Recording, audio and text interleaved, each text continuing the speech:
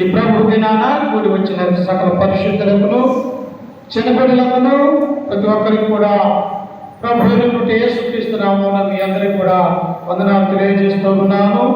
దేవుడు గతించిన ప్రభుత్వం నుంచి ప్రభుత్వం వరకు మనల్ని కాచి కాపాడి తన యొక్క రెక్కల కింద మనల్ని భద్రపరిచి క్షేమాన్ని అనుగ్రహించి మన యొక్క జీవితంలో మనకు శ్రేష్టమైనటువంటి యొక్క ప్రభు దినాన సంఘముగా సమకూడుకొని దేవుణ్ణి ఆరాధించుకోవడం అనేది చాలా ఆశీర్వాదం విషయం అన్నటువంటి విషయాన్ని మనం గుర్తు చేసుకోవాలి ప్రియులారా. ఎందుకు? మనకంటే గనులు, మనకంటే ఉన్నతమైనటువంటి వారు ఎంతోమంది నేటి దినాన చూడలేనటువంటి వారిగా ఉంటూ ఉన్నారు. కానీ మనల్ని ఏం చేశాడు దేవుడు? నా యొక్క కుమారుడు కుమార్తెలు నా యొక్క సన్నిధిలో ఉండాలి, వారిని ఆరాధించాలని, మనకు మంచి ఆరోగ్యాన్ని, మంచి శక్తిని, బలాన్ని దేవుడు మనకు అనుగ్రహించినటువంటి వాడిగా మనం చూస్తూ ఉన్నాం. అందుకని మనము గతించినటువంటి శుక్రవారం రోజు రాత్రికాల సమయంలో మనం ఎవరి గురించి చెప్పుకున్నాము అంటే ఐటోప్రియుడైనటువంటి నపుంసకుడు అనేటువంటి వ్యక్తి గురించి మనం ఆలోచన చేశాం. మరి నేటి ప్రభు దినాన ఏ మాటలు మనం నేర్చుకుందాము అంటే విశ్వాసులకు తండ్రి అయినటువంటి వ్యక్తి, ఈ యొక్క పాత నిబంధనకి కొత్త నిబంధనకి ఒక గొప్ప క్రైస్తవుడుగా పిలువబడుతున్నటువంటి వాడు, ఆయన యొక్క గర్భంలో నుండి వచ్చినటువంటి వారినే దేవుడు ఆశీర్వదించాడు అన్నటువంటి విషయము ఎవరు ఆయన అంటే పాత నిబంధన కాలంలో జీవించినటువంటి ఒక గొప్ప సహోదరుడు, తండ్రిగా పిలువబడినటువంటి వాడిగా ఒక అబ్రహాము గురించి మనం తెలుసుకొని పోతూ ఉన్నాం. ఎప్పుడు ఉన్నాడు ఈయన?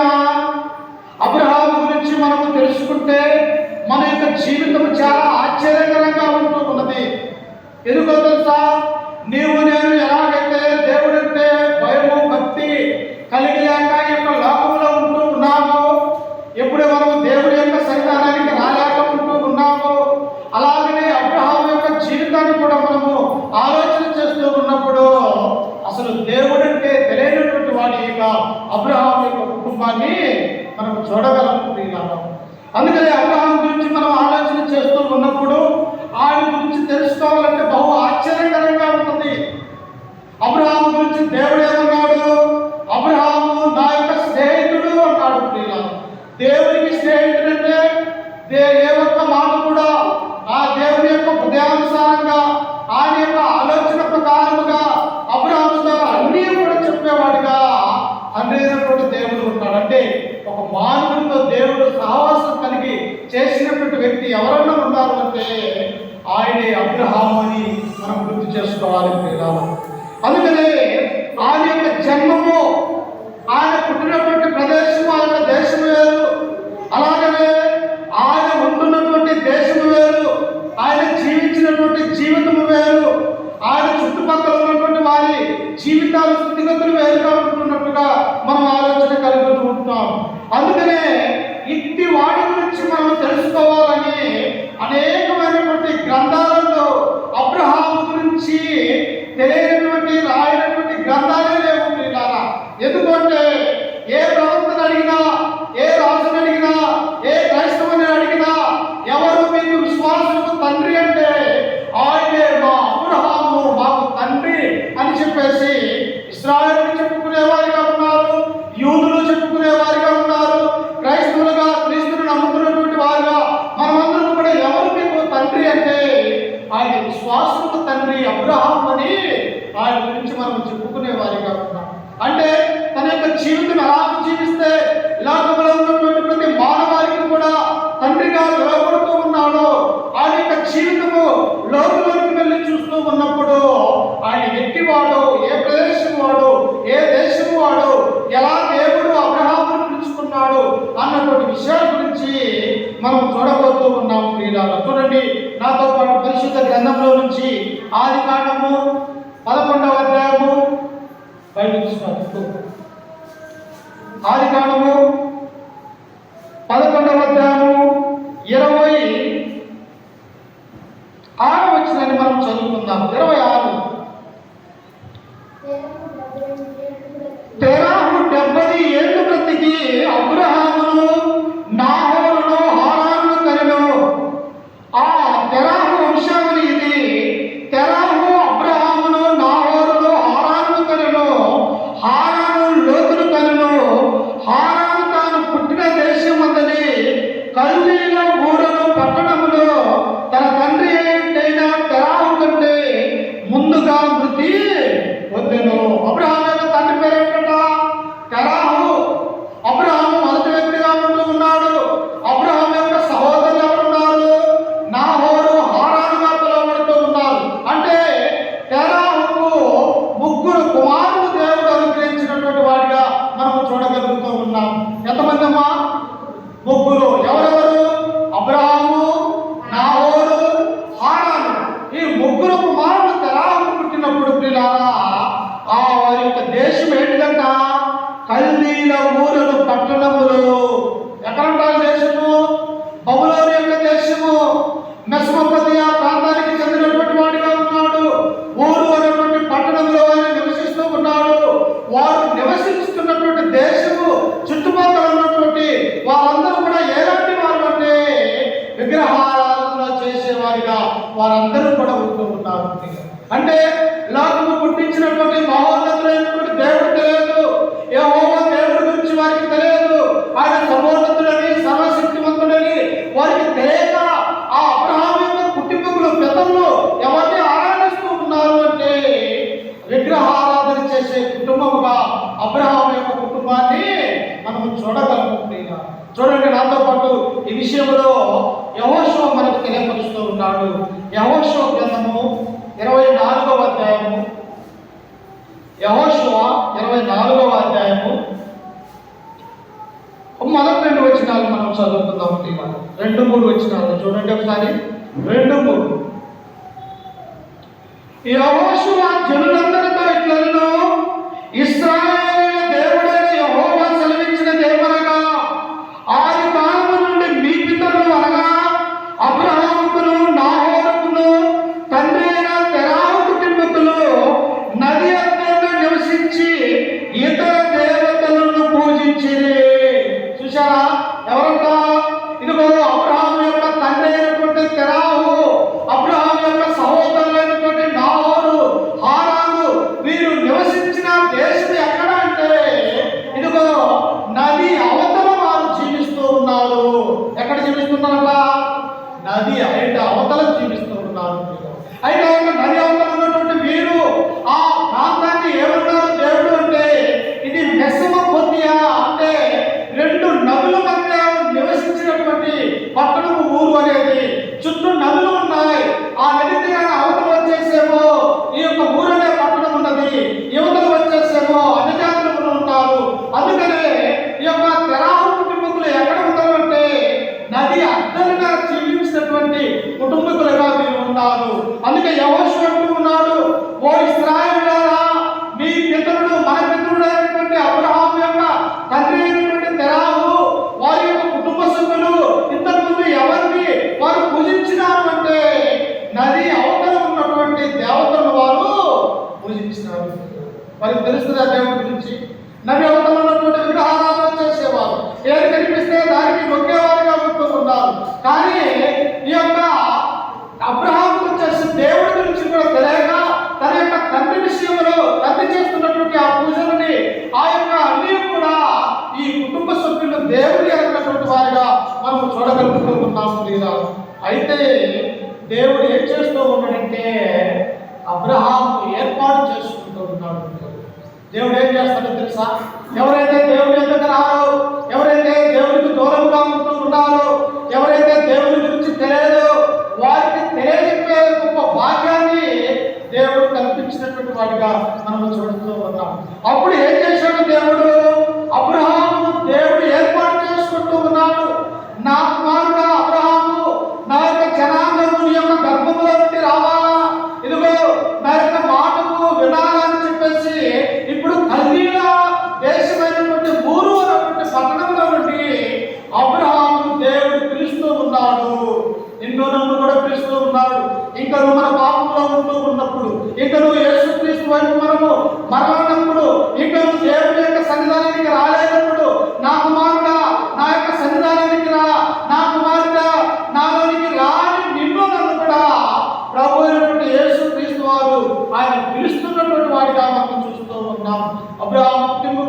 దేవుడికి తెలియనటువంటి వారిగా ఉంటూ ఉన్నారు, ఇతర దేవతలను పూజించే వారిగా ఉంటూ ఉన్నారు. కానీ దేవుడు ఏం చేశాడో తెలుసా? ఇట్టి అబ్రహాం యొక్క కుటుంబంలో నుండే అబ్రహాము దేవుడు ఏర్పాటు చేసుకుంటూ ఉన్నాడు. చూడండి, అదే ఆదికాండము 12వ అధ్యాయము 1వ వచనాన్ని మనం చదువుకుంటే అబ్రహాము ఎలా పిలుస్తూ ఉన్నాడంట సార్. చూడండి అక్కడ ఆదికాండము 12వ అధ్యాయం 1వ వచనం, యెహోవా నీవు లేచి నీ దేశముల నుండి, నీ బంధువుల యొద్ద నుండి, నీ తండ్రి ఇంటి నుండి బయలుదేరి నేను నీకు చూపించు దేశములకు వెళ్ళుము. పిలుస్తూ ఉన్నాడు దేవుడు.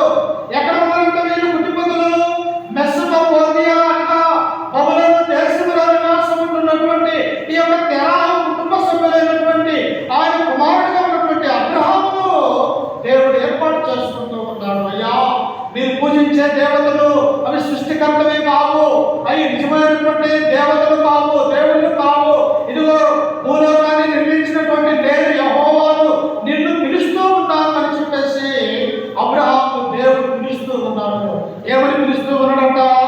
యెహోవా నీవు లేచి నీ బంధువుల యొద్ద నుండి, నీ ఉంటున్నటువంటి ఊరు నుండి, ఇంకా ఎవరి నుంచట నీ తండ్రి ఇంటి నుండి బయలుదేరి నేను నీకు చూపించు దేశమునకు వెళ్ళుము. ఎవరు పిలిస్తే వస్తారమ్మా? నువ్వు మనం ఉంటున్నటువంటి ఇల్లును వదిలిపెట్టి రమ్మనంటే మనం వెళ్తామా? లేకపోతే నీ యొక్క బంధువుల్ని రక్త సంబంధికులను వదిలి అదిగో నేను చూపించే ప్రదేశానికి వెళ్ళమంటే మనం వెళ్ళేవారిగా ఉన్నామా? వెళ్ళము. ఎందుకో తెలుసా? నేను ఉంటున్నటువంటి ఊరిని వదిలిపెట్టి నీవు పిలిచే దేశానికి వెళ్ళి నేను ఎలా బతకాలా, తెలియని జనాల మధ్య నేను ఎలా నివసన చేయాలా, ఎవరు నాకు తోడుంటారు, ఇదిగో తెలియనటువంటి ప్రాంతానికి నీవు వెళ్ళబోతూ ఉన్నావు అని మనమైతే దేవుడికి ఎదురుగా మాట్లాడే వారిని.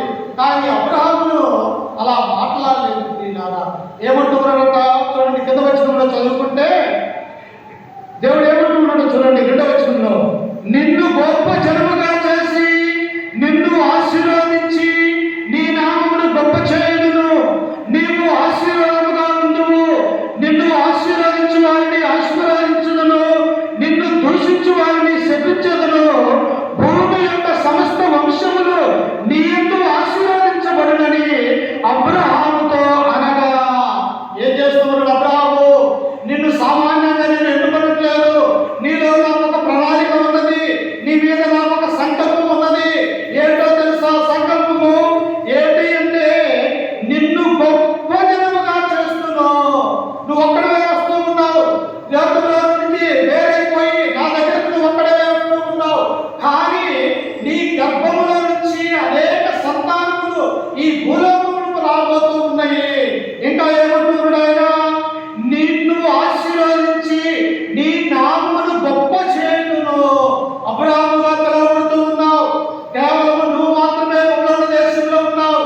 ఇదిగో నేను పిలిచే దేశానికి నీవు ప్రయాణమై నా వెంబడి వస్తే నీ నామము ప్రపంచంలోనే ఏ ఒక్క వ్యక్తికి కూడా లేనటువంటి ఆ గొప్ప నామాన్ని నేను నీకు అనుగ్రహిస్తాను అని దేవుడు ఆశీర్వదిస్తూ ఉన్నాడు. చూశారా? దేవుడిలో ఉంటే, దేవుడి యొక్క మాటలు వింటే, దేవుడి ఆజ్ఞ ప్రకారం మనం నడుచుకుంటే, దేవుడి యొక్క మాటలకు మనం లోబడితే, ఆయన విధేయత కలిగి ఆయన యొక్క మార్గంలో మనం నడుచుకుంటే, ఇదిగో అబ్రహాముకు ఎలాంటి దీవెనలు అయితే రాబోతూ ఉన్నాయో నీ నా జీవితంలో కూడా ఆ దేవుడి యొక్క మాటలు విని వాటి ఆజ్ఞలు గైకొంటే నిన్ను నన్ను మన యొక్క కుటుంబాన్ని దేవుడు ఆశీర్వదిస్తాడు.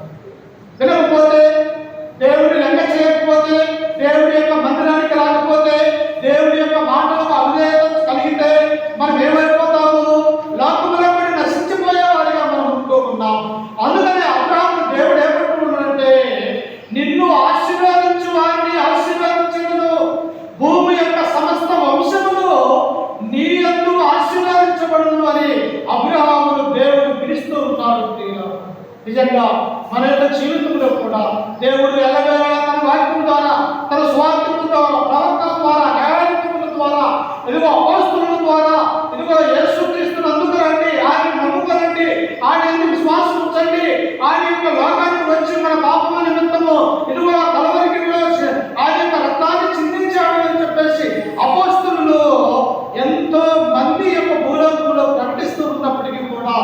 ఇంకా నువ్వు దేవుని ఎదుకు రాలేకున్నటువంటి అనేక మంది ఉంటూ ఉన్నారు. ఎందుకు? దేవుని యొక్క మాటలు వినలేక, దేవుని యొక్క ఆలోచన ప్రకారం మనం ఉండలేక, ఆయన యొక్క సంకల్ప ప్రకారం మనం నడుచుకోలేక, ఆయన యొక్క చిత్తం ఏమిటో మనము గ్రహించలేక మనం ఏం చేస్తున్నామంటే ఇంకా దేవుడికి దూరస్తులుగా మిగిలిపోయి దూరముగా బ్రతుకుతూ ఉన్నట్టుగా మనం చూస్తూ ఉంటాము. అందుకే దేవుడు అబ్రహాముతో ఉన్నాడు, అబ్రహాము నీ తండ్రి ఇంటి నుండి నువ్వు బయలుదేరు, నీ ఉంటున్నటువంటి ఊరి నుండి నువ్వు బయలుదేరు, ఇదిగో నీ బంధువుల యొక్క నుండి నీ ఇంటి నుండి బయలుదేరి నేను చూపించే దేశానికి నీవు వెళ్ళవు అన్నప్పుడు మనం మాట్లాడకుండా అబ్రహాము ఏం చేశాడు చూడండి. ఆ కింద వచనంలో, ఆ 4వ వచనంలో చదువుకుంటే చూడండి, అక్కడ యెహోవా అతనితో చెప్పిన ప్రకారము అబ్రాము వెళ్ళెను. యెహోవా చెప్పిన మాటకు లోబడ్డాడు, యెహోవా నమ్మాడు, దేవుడిని నమ్మాడు. ఆయన ఇదిగో సర్వ సృష్టికర్త అయినటువంటి యెహోవా నన్ను తన యొక్క భూమి నుండి కానాను దేశానికి ప్రయాణమై రమ్మని నన్ను పిలుస్తూ ఉన్నాడు. ఆయన సృష్టికర్త ఇంటి వచ్చి తన యొక్క మనసులో తన యొక్క హృదయంలో అనుకుని దేవుని యొక్క పిలుపుకు లోపడ్డటువంటి అబ్రహాము ఆ యొక్క దేవుని యొక్క చెప్పే ఆ కానాను దేశానికి ఆయన ప్రయాణం వెళ్తూ ఉన్నాడు. అందుకే అబ్రహాము దేవుని నమ్మెను, అది అతనికి నీతిగా ఎంచబడ్డాడు. అంటే మనం నమ్మాలా, మనం కూడా ఏం చేయాలా? హృదయంలో నమ్మాలా, విశ్వసించాలా. ఇదిగో లోకరక్షకుడైనటువంటి యేసుక్రీస్తును నా యొక్క ఇంటిలోనికి నేను ఆహ్వానించుకుంటే, యేసుక్రీస్తునందు నేను నమ్మకం కలిగితే, యేసుక్రీస్తునందు నేను విశ్వాసం కలిగితే నా కుటుంబానికి ఏది కాదు. ఇదిగో సాతాను వాడు ఎన్ని దాడులను నా మీద చేసినప్పటికీ కూడా నన్ను విడిపించగల సమర్థుడు నా దేవుడు నాకు ఉన్నాడు అని మనం కూడా ఏం చేయాలంటే, అబ్రహాము ఎలాగైతే దేవుడిని నమ్మి ఆయన చూపించే దేశానికి ప్రయాణమై వెళ్తూ ఉన్నాడో, నీవు నేను కూడా ప్రభు అయినటువంటి యేసుక్రీస్తును మనము నమ్మాలా, విశ్వసించాలా అని దేవుడి యొక్క మాటలు మనకు సెలవిస్తూ ఉన్నాయి. అందుకని ఇంటాను చూస్తూ ఉన్నప్పుడు ఎక్కడికి వెళ్తూ ఉన్నాడు? చెప్పట్ల దేవుడు నీ ఇంటి నుండి, నీ బంధువుల నుండి, ఇదిగో నీ ఉంటున్నటువంటి ఊరు పట్టణం నుండి నేను చూపించే దేశకు వెళ్ళమన్నాడు. కానీ ఎక్కడికి వెళ్ళాలో దేవుడు అబ్రహాముతో చెప్పలేదు. అందుకని ఇక్కడ అంటూ ఉన్నాడు చూడండి. ఆయన అపోస్తల కార్యములు 7వ అధ్యాయం 2వ వచనంలో మనం చదువుకుంటే ఆ గ్రంథకర్త అయినటువంటి లూకా కూడా అబ్రహాము గురించి మనకు తెలియపరుస్తూ ఉన్నాడు. చూడండి, అపోస్తల కార్యములు 7వ అధ్యాయము 2వ వచనాన్ని మనం చదువుకుందాం. 7:2 అందుకు స్తెఫను చెప్పినది ఏమనగా, సహోదరులారా, తండ్రులారా వినుడి. మన పితరుడైన అబ్రహాము ఆరాధనలో కాపురం ఉండక మునుపు మెసొపొతామియాలో ఉన్నప్పుడు మహిమ గల దేవుడు అతనికి ప్రత్యక్షమై, ఎక్కడ ప్రత్యక్షమైందంట? మెసొపొతామియా అంటే 2 నదుల మధ్య జీవించినటువంటి ఆ పట్టణం అనేది ఉన్నదే మెసొపొతామియా. అదే బబులోను దేశము, అదే ఊరైనటువంటి పట్టణము అని ఈ గ్రంథం మనకు సెలవిస్తూ ఉన్నటువంటి. ఒకటి మెసొపొతామియా అంటారు దాన్ని, 2 బబులోను దేశం అంటారు దాన్ని, 3వది వచ్చేసి ఊరు అనేటువంటి పట్టణం. అంటే ఈ 3 కూడా సీనారు అనేటువంటి ఆ దేశంలోనే ఉన్నవి అన్నటువంటి విషయాన్ని ఈ స్టెఫెను మనకు తెలియపరుస్తూ ఉన్నారు. తండ్రులారా మీరు ఆలకించుడి. మన తండ్రి అయినటువంటి అబ్రహాము ఆరాధనలో కాపురం ఉండక మునిపే మెసొపొతామియాలో ఉన్నప్పుడు దేవుడు మనల్ని పిలిచాడు అని చెప్పేసి ఈ యొక్క మాటలు మనం చూడగలుగుతూ ఉన్నాం. ప్రియులారా,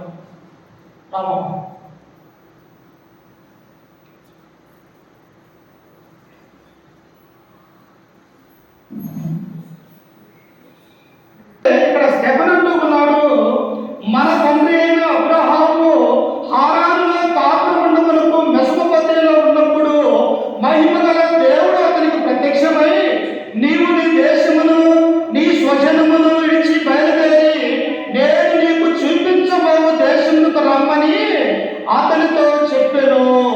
దేవుడు పిలుస్తూ ఉన్నాడు. ప్రియులారా, ఈ లోకంలో మనకి ఏదైనా ఉన్నదా? ఏదైనా స్థిరంగా ఉన్నదా? లేదు.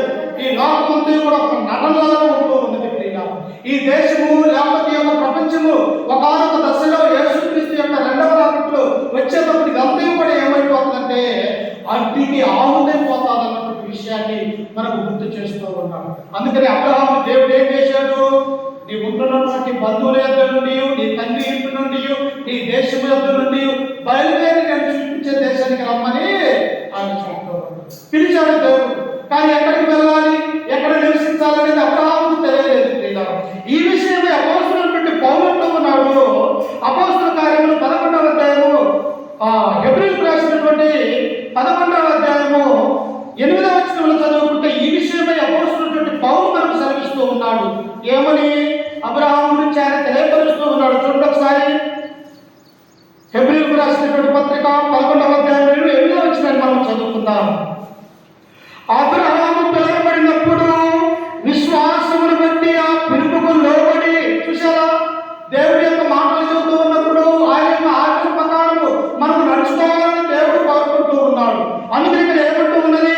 అబ్రహాము పిలువబడినప్పుడు విశ్వాసమును బట్టి ఆ పిలుపుకు లోబడి తాను స్వాస్థ్యముగా పొందనైన ప్రదేశములకు బయలువెళ్ళెను, మరియు ఎక్కడికి వెళ్ళవలెనో అది ఎరుకలేక బయలువెళ్ళెను. అంటే మనం ఎలాంటి పని ఉన్నది? ఉదయాన్నే లేచి మనం ఒక చోటకి వెళ్ళాలంటే పలాని మార్గపురం వెళ్ళాలి, ఒక మార్గం అనేది ఉన్నది. లేకపోతే ఎర్రగొండపాలెం వెళ్ళాలా, ఒక విధి అనేది ఉన్నది. లేకపోతే ఒంగోలు వెళ్ళాలా, లేకపోతే హైదరాబాద్ వెళ్ళాలా, ఒక దారి అనేది ఉన్నది. కానీ అబ్రహామును దేవుడు పిలిచాడు. కానీ ఆయన ఎక్కడికి పిలిచాడో, ఎక్కడికి రమ్మన్నాడో దేవుడు అబ్రహాముకు చెప్పలేదు. అయితే అబ్రహాము ఏం చేసిండు? నా దేవుడు నన్ను పిలిచాడు, ఆయన మహిమాస్వరూపిగా తండ్రి, సర్వోన్నతుడు, సర్వసృష్టికర్త, అలాంటి వాడు పిలిస్తే నేను వెళ్ళకుండా ఎదుర్కొ ఉండాలని తన యొక్క భార్యకు చెప్పుకున్నా ఉన్నాడు, తన యొక్క తల్లిదండ్రులకు చెప్పుకుని ఉన్నాడు. నా దేవుడి యొక్క పిలుపుకు నేను లోబడి ఆయన ఎదురుకు నేను వెళ్ళాలని చెప్పేసి అబ్రహాము దేవుడి యొక్క పిలుపుకు లోబడి ఆయన వెళుతున్నటువంటి వాడిగా మనం చూస్తూ ఉన్నాం. దేవుడు మనల్ని కూడా పిలుస్తూ ఉన్నాడు. నా యొక్క రండి, నేను మీకు విశ్రాంతిని కలుగజేస్తాను. ఇదిగో నా యొక్క నామాన్ని మీరు ఒప్పుకోనండి, నేను దేవుడి యొక్క కుమారుడుగా, ప్రభువుగా, క్రీస్తుగా మీ కొరకు నా యొక్క ప్రాణాన్ని సమర్పిస్తూ ఉన్నాడని ప్రభు అయినటువంటి యేసు క్రీస్తు వారు కూడా మనల్ని పిలుస్తూ ఉన్నాడు. ఎందుకు ఆయన పిలుస్తూ ఉన్నాడు అంటే, ఏ ఒక్క ఆత్మ కూడా నశించిపోవడానికి దేవుడికి ఇష్టం లేదు. ఏ ఒక్క మనిషి కూడా ఈ లోకంలో సాతాను యొక్క ఆలోచన ప్రకారం జీవించకూడదు. దేవుడి యొక్క చిత్త ప్రకారము ప్రతి ఒక్కరూ కూడా తండ్రికి కుమారుడుగా కావాలని, కుమార్తెగా కావాలని మధ్యవర్తిగా వచ్చినటువంటి యేసు క్రీస్తు వారు మనల్ని తండ్రికి దగ్గర చేయడానికి ఆయన ఈ లోకంలోకి వచ్చి మనల్ని పిలుస్తూ ఉన్నాడు. ఎలా పిలుస్తూ ఉన్నాడు? మత్తయి సువార్త 4వ అధ్యాయం 13వ వచనంలో మనం చదువుకుంటే, అప్పటి నుండి యేసు పరలోక రాజ్యము సమీపించిందని మీరు మారు మనసు పొంది దేవుడి వైపు తిరగమంటున్నారు. ఏం చేయాలంట? మన యొక్క మనసు మార్చుకోవాలా, పాపమైనటువంటి మనసును తీసివేయాలా. ఏదైనా హృదయంలో పాపంతో నిండి ఉన్నట్లయితే అది దేవుడి యొక్క సంఘం బయట వదిలివేయాలా. దేవుడి యొక్క మందిరానికి వస్తూ ఉన్నప్పుడు మనం యేసుక్రీస్తు యొక్క ఆలోచనలు, ఆయన ఇచ్చినటువంటి తలంపులు, ఆయన యొక్క మాటలు మాత్రమే మన యొక్క హృదయంలో భద్రపరచుకోవాలా. అందుకనే క్రీస్తు అంటూ ఉన్నాడు, పరలోక రాజ్యము సమీపించి ఉన్నది, మీ మనసు మార్చుకొని దేవుడి వైపు మరలండి అని చెప్పేసి 33 సంవత్సరాలు ఆయన లోకంలో ఉండి మన మారు మనసు విషయమైనటువంటి బోధ ఆయన మనం చేసినటువంటి వాడిగా మనం చూస్తూ ఉంటాం. అయితే అబ్రహాముకి ఏం తెలియదంట? తను ఉన్నటువంటి ఊరిని వదిలివేశాడు, తన తండ్రి ఇంటిని వదిలివేశాడు, తన బంధువుల నుండి వదిలివేశాడు. ఇప్పుడు తన భార్యను తీసుకొని తన తమ్ముడు కుమారుడైనటువంటి లోతును వెంటబెట్టుకొని ఆయన ఇప్పుడు ప్రయాణమై ఆయన వెళ్తూ వెళ్తూ వెళ్తూ ఉన్నాడు. అమ్మ ఆయన వెళ్తూ ఉన్నాడు. ఉన్నటువంటి బిల్డింగ్లు వేశారు. ఇప్పుడు ఎక్కడ ఉన్నాడు? ఆయన అరణ్యంలో ఉంటూ ఉన్నాడు. ఆయన ఎండ దెబ్బకు, వాన దెబ్బకు వారికి ఏముంటాయి? ఎవరు కూడా ఆశ్రయం ఇవ్వరు. కొత్త వారికి ఎవరు ఆశ్రయం ఇస్తారా? ఎవరు కూడా లేరు. కాబట్టి ఈయన ఎక్కడ నివసించేవాడంటే గుడారాలు వేసుకుంటూ చెట్ల మధ్య ఉంటూ ఆ గుడారాలలో నివసించేవాడిగా ఆయన ఉంటూ ఉన్నాడు. చూసారా, మనకైతే మంచి ఇల్లులు దేవుడు అనుగ్రహించాడు, మనకైతే ఉండటానికి యోగ్యమైనటువంటి స్థలాలు దేవుడు అనుగ్రహించాడు. కానీ అబ్రహాము ఏం లేదంట? తన ఇల్లును, బంధువుల్ని, రక్త సంబంధికుల్ని అందరూ వదిలివేసి ఎక్కడికి వచ్చారు అంటే గుడారాలలో నివసించేటటువంటి వాడుగా మనం చూస్తూ ఉన్నాం. అందుకనే అబ్రహాముని దేవుడు పిలిచాడు అన్నటువంటి విషయాన్ని మనం చూస్తూ ఉన్నాం. అందుకనే దేవుడు పిలిచి ఏమంటూ ఉన్నాక నిన్ను గొప్ప జనముగా చేస్తానంటూ ఉన్నాడు. నీవు దేవుడి యొక్క మాటకు లోబడితే నిన్ను నన్ను కూడా గొప్ప జనాంగముగా దేవుడు చేయడానికి సిద్ధపాటు కలిగి ఉన్నాడు.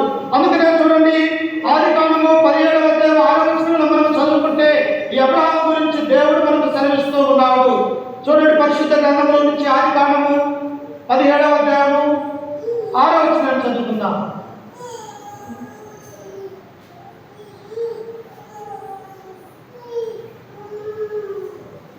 5 నుంచి చదువుకుందాం సార్. మరియు ఇక మీదట నీ పేరు అబ్రాహాము అనబడదు, నిన్ను అనేక జనములుగా నియమించితిని గనుక నీ పేరు అబ్రాహాము అని అనబడును. అంతకుముందు ఆ పేరు ఏంటంట? అబ్రాహాము. ఏం పేరుందమ్మా? అబ్రాహాము. కానీ ఇప్పుడు ఏ పేరు పెడుతూ ఉన్నాడు దేవుడు?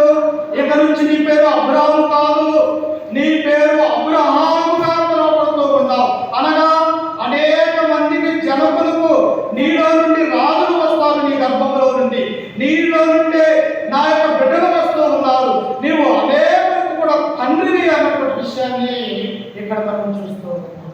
చూశాను పిల్లలు, ఒక మనిషి దేవుని యొక్క మాట విని దేవునికి లోబడి ఆయన పిలుపును ఆలకించి ఆయనతో ప్రయాణమై వస్తే తన పేరు మారుస్తూ ఉన్నాడు దేవుడు. అలాగే అనేక మంది జనములకు నీవు తండ్రిగా కనబడతా ఉంటూ ఉన్నాడు. ఇంకా ఏమంటూ ఉన్నాడు అక్కడ చూడండి, నీకు అత్యధికముగా సంతాన అభివృద్ధి కలుగజేసి నీలో నుండి జనములు వచ్చినట్లు నియమించుదును, రాజులను నీలో నుండి వచ్చేదరు. ఏం చేస్తున్నట? నేను నిన్ను పిలవటమే కాదు అబ్రహాము, నీ గర్భములో నుండి రాజులు వస్తారు, నీకు పుట్టబోయే కుమారులు రాజ్య పరిపాలన చేసేవారిగా ఉంటూ ఉన్నారు. కనుక వాళ్ళు ఎలాంటి వారు అంటే నీలో నుండి రాజులు వస్తారు, నీకు సంతానము అభివృద్ధి అనేది చేయగలుగుతారు. చూశారా? దేవుని కృప, దేవుని సంకల్పం, దేవుని యొక్క ఆలోచన, దేవుని యొక్క ఆశీర్వాదం ఎలా ఉంటుందో మనం ఊహించలేనటువంటి వారిగా మనం చూడగలుగుతూ ఉన్నాం. అందుకే దేవుడు ఏం చేస్తూ ఉన్నాడంటే అబ్రహాముని నిన్ను గొప్ప జనముగా చేస్తానని దేవుడు అంటూ ఉన్నాడు. ఇంకా ఏమంటూ ఉన్నాడు? నిన్ను నేను ఆశీర్వదించి నీ నామమును గొప్ప చేయుదును. నీ పేరు ఎలా ఉంటుందో తెలుసా? ఇదిగో రాబోయే తరాలు, గతించిన తరాలు, ఇదిగో రాబోతున్నటువంటి యేసుక్రీస్తు అనే నా కుమారుడు కూడా నీ గర్భవాసంలో నుండే పుట్టబోతూ ఉన్నాడు. కనుక నిన్ను ఏం చేస్తానన్నట్టు అన్నాడు? నిన్ను ఆశీర్వదించి నీ నామమును గొప్ప చేయుదును. నువ్వు మామూలు వ్యక్తివి కాదు. నువ్వు పిలిచినప్పుడు విగ్రహారాధకుడు అయి ఉండొచ్చు, నువ్వు పిలిచినప్పుడు దేవుడు ఎరగనటువంటి వాడిగా ఉన్నావు, కానీ నేను నిన్ను ఏర్పరచుకొని ఉన్నాను, నీతో నేను సహవాసం కలిగి ఉంటున్నాను. కాబట్టి నీ నామాన్ని గొప్ప చేసి నీవు ఆశీర్వాదకరంగా ఉండు అని చెప్పేసి అబ్రహామును దేవుడు ఆశీర్వదిస్తూ ఉన్నాడు. కొంతమందిని చూడండి, దేవుడిని నమ్ముకున్నట్టు వారి యొక్క జీవితాలు ఎలా ఉంటాయో, దేవుడిని నమ్ముకున్న తర్వాత వారి యొక్క జీవితం అంతకంతకు వారు విస్తరించి అభివృద్ధి చెంది మనం చూస్తుండగానే ఎంతో పెద్దవారిగా అయిపోతూ ఉంటారు. ఎందువల్ల ఏది జరిగేది? దేవుడి యొక్క ఆశీర్వాదాలు మన మీద ఉన్నప్పుడు మనల్ని దేవుడు ఆశీర్వదించడానికి దేవుడు సిద్ధపాటు కలిగి ఉన్నట్టుగా మనం చూస్తూ ఉన్నాం. ఇంకా మనం చదువుకున్నట్లయితే చూడండి, ఇర్మియా గ్రంథము 32వ అధ్యాయము 22వ వచనంలో మనం చదువుకుంటే ప్రవక్త అయినటువంటి ఇర్మియా మనకు అక్కడ కనిపిస్తూ ఉన్నాడు. చూడండి, ఇర్మియా గ్రంథము 32వ అధ్యాయము 22వ వచనాన్ని చదువుకుందాం. 32:22 మీకిచ్చదని వారి పితరులకు ప్రమాణము చేసి పాలు తేనెలు ప్రవహించు ఈ దేశమును వారికి ఇచ్చితిని. ఏ దేశమంట? మీ పితరులకు ఇస్తానన్నటువంటి ఏ దేశం అయితే ఉన్నదో, మీ తండ్రి అయినటువంటి అబ్రహాము నేను ఏ దేశాన్ని అయితే వాగ్దానం చేశాను, ఆయనతో ఏమన్నాడు దేవుడు? నీ 4వ తరం వారి యొక్క పాలు తేనెలు ప్రవహించే ఈ దేశంలో నివసిస్తానయ్యా అని చెప్పేసి అబ్రహాముతో వాగ్దానం చేసినటువంటి ఆ దేవుడు ఇప్పుడు ఏం చేస్తున్నాడంటే తన 4వ తరమైనటువంటి ఇశ్రాయేలీయులకు ఏమి ఇచ్చాడంటమ్మా? పాలు తేనెలు ప్రవహించే దేశాన్ని. అంటే మంచి ప్రదేశము,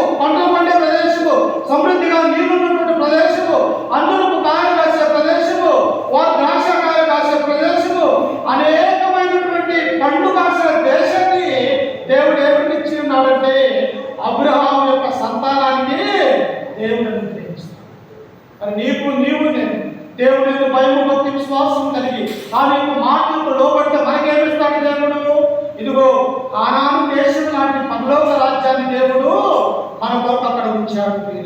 ఇశ్రాయేలుకు ఏ దేశం అయితే ఇచ్చాడో వారు దేవుడు ప్రవహించినటువంటి ఆ దేశము వారికి ఏమీ లేకుండా వారికి పొలాలను దేవుడు అనుగ్రహించినాడు, తోటలను అనుగ్రహించినాడు, వారికి దాసులను దేవుడు అనుగ్రహించినాడు. ఇదిగో ప్రపంచం అందరూ కూడా వారికి చూసే ఆ యొక్క ఇశ్రాయేలు దేశాన్ని దేవుడు అనుగ్రహించినాడు. అయితే నేటి క్రైస్తవులుగా ఉన్నటువంటి మనకు ఏ దేశాన్ని దేవుడు ఇవ్వబోతూ ఉన్నాడు అంటే మనం ఆయన మీద నమ్మకం ఉంచితే, ఆయన దేవుని యొక్క భయం భక్తి విశ్వాసం కలిగి నమ్మకం కలిగి ఉన్నట్లయితే దేవుడు మనకేమిస్తాడో తెలుసా? పరలోక రాజ్యం అనేది మన కొరకు దాచబడి ఉంది.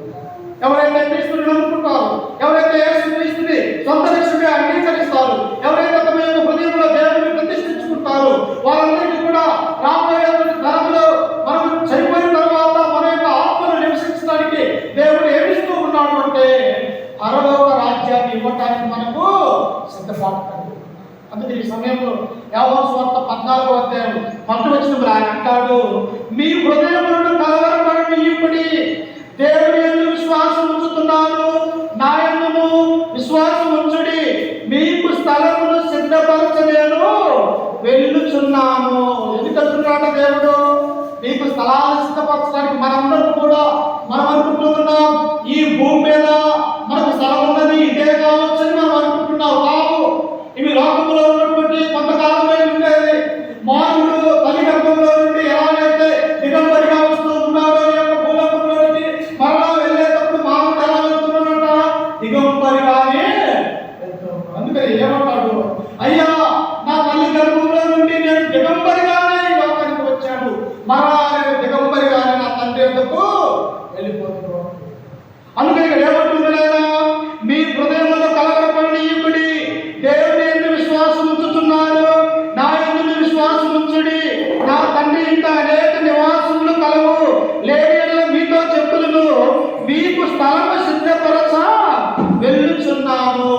యేసుక్రీస్తు ఎందుకు ఈ భూమిని వదిలివేసి 33 సంవత్సరాల్లోనే తండ్రి ఎందుకు వెళ్ళాడు అంటే మనల్ని అందరూ కూడా తన రెండవ రాకడ సమయంలో తీసుకుని వెళ్ళి ఆ తండ్రి యొక్క నివాసించడానికి మన వరకు అక్కడ ఇల్లులు దేవుడు ఏర్పాటు చేస్తున్నాడు.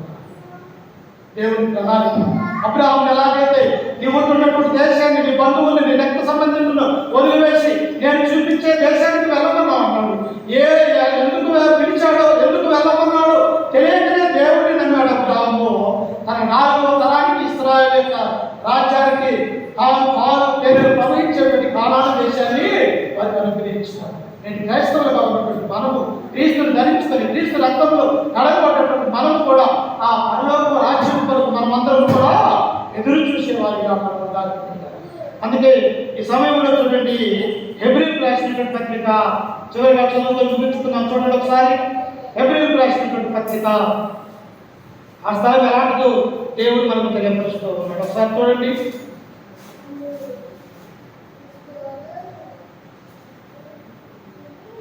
పదకొండు 13 వచనం.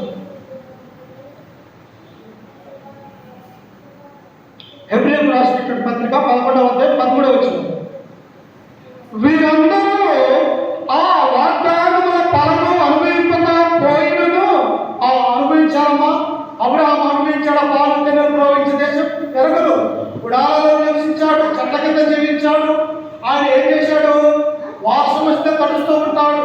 తెలియనటువంటి మరి అనేకమైనటువంటి శ్రమలు అనిపించాడు. ఒకనొక సమయంలో మరో అబ్రహాము యొక్క భార్యను తన భార్యగా చేసుకోవాలని తీసుకొని వెళ్ళాడు.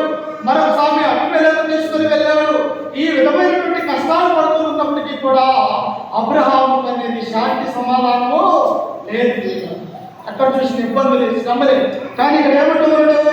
వీరందరూ ఆ వాగ్దాన ఫలము అనుభవించకపోయినను దూరము నుండి చూసి వందనము చేసి తాము భూమి మీద పరదేశులము యాత్రికులమై ఉన్నామని ఒప్పుకొని విశ్వాసము గలవారై వృద్ధి పొందిరి. దూరం నిలబడి చూశారు, ఆరాధన చేశారు. ఎవరైనా మోసే, అయ్యా ఐగుప్తు దేశంలో నుంచి కొన్ని లక్షల మందిని నడిపించినటువంటి నాయకుడైనటువంటి మోసే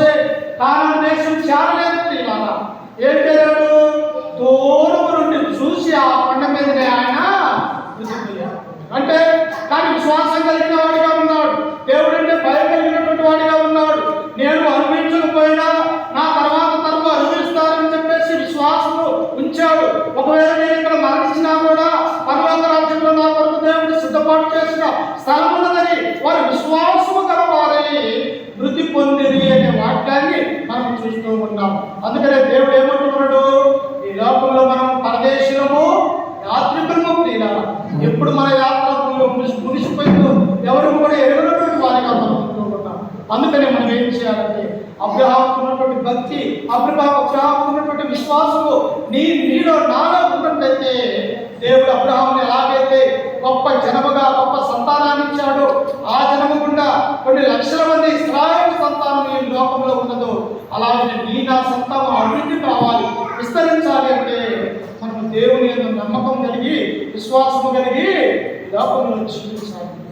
అందుకని కింద వచ్చిన ఆయన అంటాడు చూడండి అక్కడ, ఇలాగ చెప్పువారు తమ స్వదేశమును వెతుకుచున్నామని విశేషపరుచున్నారు తారా, వారు ఏ దేశం నుండి వచ్చినో ఆ దేశము జ్ఞాపకం ఉంచుకున్న పక్షమున మరలా వెళ్ళటకు వారికి వీలు కలిగి ఉండును. అయితే వారు మరి శ్రేష్టమైన దేశమును అనగా పరలోక సంబంధమైన దేశమును కోరుచున్నారు. అబ్రహాము దేని కోరుకుంటారంట?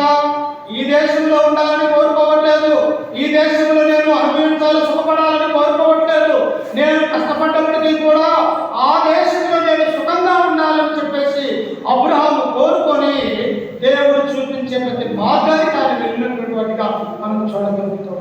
కాబట్టి మధ్యాహ్నకాల సమయంలో సంగముగా సమకూడి క్రీస్తునందు విశ్వాసం ఉంచి క్రీస్తులో ఉండి క్రీస్తు రక్తంలో కడగబడి ఆయన నమ్మకున్నటువంటి మనం కూడా విశ్వాసంతో తండ్రిగా పిలువబడుతున్నటువంటి అబ్రహాము ఎలాగైతే దేవుని యందు భయభక్తులు కలిగి ఉన్నాడో నీ నా జీవితంలో కూడా అబ్రహాము వలె మంచి విశ్వాసం కలిగి దేవుని పట్ల నమ్మకం కలిగి ఉండాలని చెప్పేసి వాక్యం ద్వారా మిమ్మల్ని హెచ్చరిస్తూ ఈ మాటలు నన్ను కూడా హెచ్చరిక చేసుకుంటూ బాగుపోయిన మీ అందరికీ మన రక్షకుడు ప్రభువైన యేసుక్రీస్తు నామమున వందనాలు తెలియజేస్తూ ఈ వాక్యాన్ని ముగించుకుంటూ ఉన్నాను.